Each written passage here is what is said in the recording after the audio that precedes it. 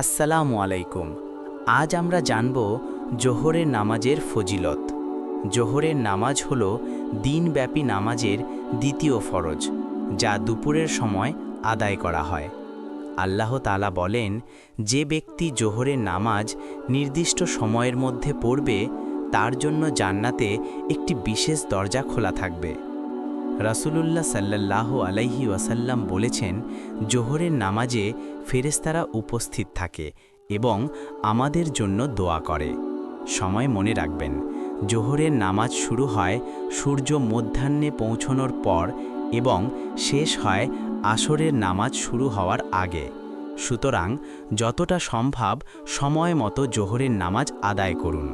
এটি শুধু আল্লাহর সন্তুষ্টি অর্জন নয়, বরং আমাদের জীবনেও বরকত বয়ে আনে।